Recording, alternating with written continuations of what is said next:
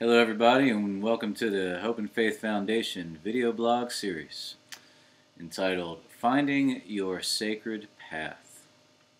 I am David and this is Carly and we are the founders of the Hope and Faith Foundation.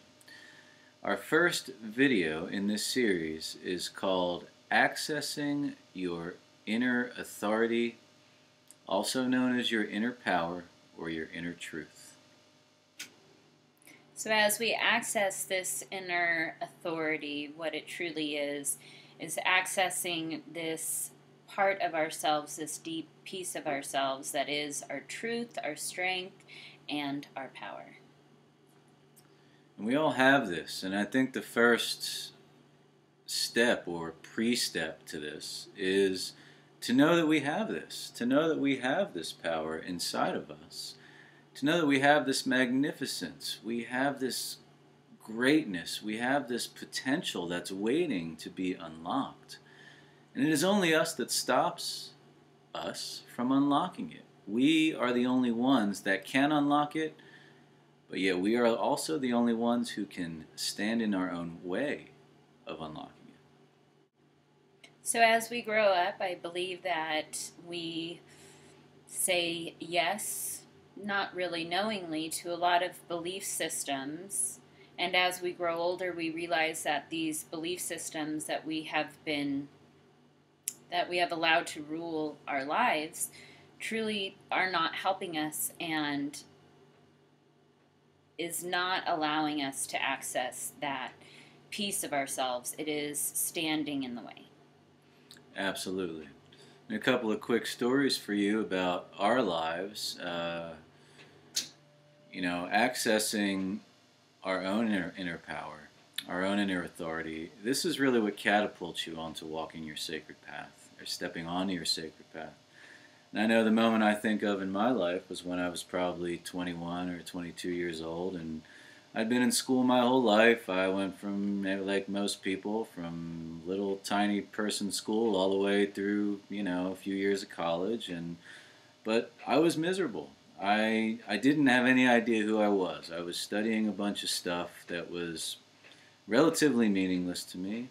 I had no purpose. I had no identity. I was drinking a lot of beer and, doing things that weren't really feeding me. And I remember the moment clear as it was yesterday. I was standing on my parents' front porch out in the Pine Barrens of New Jersey at nighttime with a buddy of mine. We were looking at the stars and talking about possibly taking a road trip, and I remember it. There was a voice that I heard, and it said to me, "Hit the road and leave everything behind. Hit the road and don't look back." And it felt like truth to me.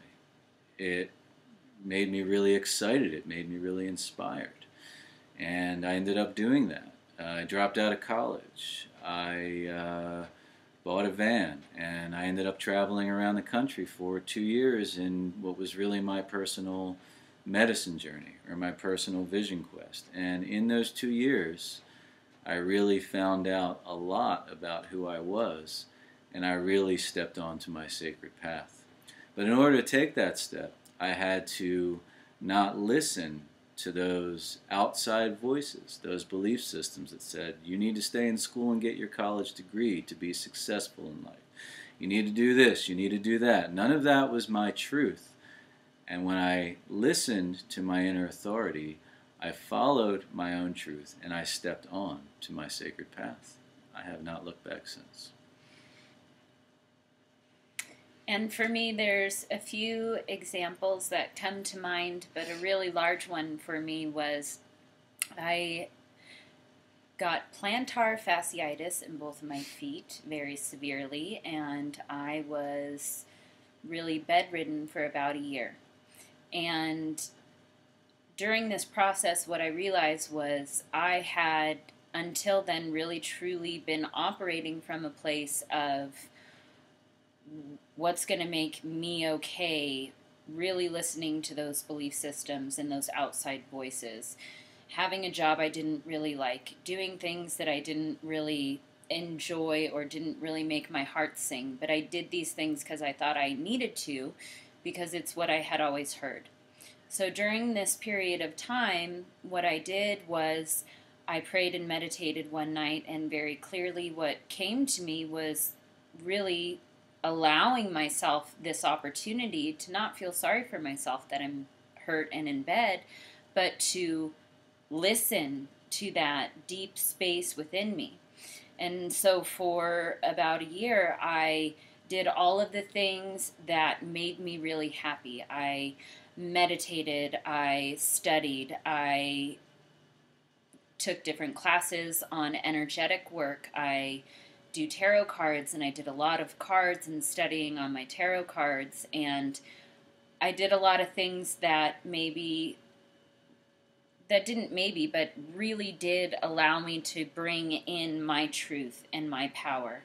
It was a period of time where I allowed myself to be filled with what it truly needed to be filled with, which was so nurturing for my soul.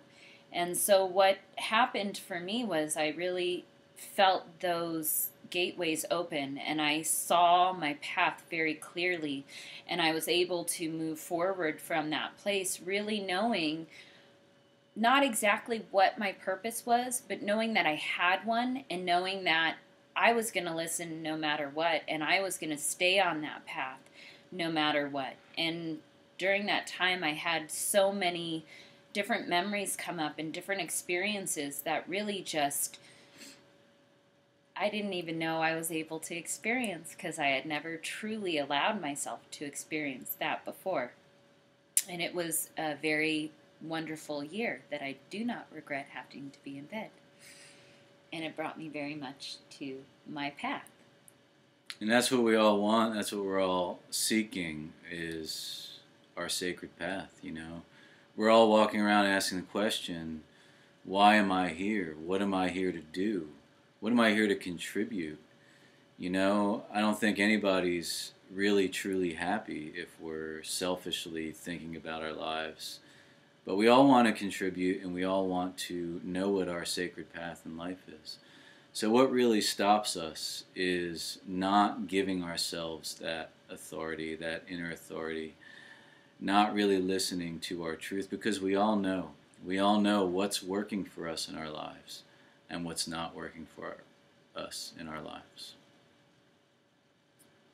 I think it's very easy for us as we're growing up and we hear all the different things that we hear, and unconsciously really allow all of these different belief systems to impede on our truth. And so as we move forward, what we can do is really look to see, is that truly working for me? Is this relationship truly healthy for me? Is this job really bringing my heart joy? Is this truly something that makes my heart sing and makes me feel free? Absolutely. And so the first step to this is really just the understanding that you have an amazing potential to access. You do have a sacred path. You do have a purpose here. And really bringing that state of awareness into your life. And the second step here is really an assessment, you know, an honest assessment. What is working for me and what is not working for me in my life? What is really bringing me joy and what is not bringing me joy? Assess your relationships, assess your work. Do that with every area of your life. And then the third step here is don't be afraid to make change, you know, because it's going to be challenging. It's always challenging to step onto our sacred path, so it takes courage. But if we can find that courage to let go of this belief system or this relationship or this line of work and step into something that brings us more joy, then that is stepping on to your sacred path. And it will absolutely, because history shows us time and time again, it will absolutely bring us untold abundance in every area of our lives, and it will also, and most importantly, bring us tremendous joy. Tremendous joy and tremendous freedom. Oh. So, thank you for listening. Please subscribe to our YouTube channel here, the Hope and Faith Foundation, and also check out our website. We thank you for listening. May you walk in a sacred manner. Make it so.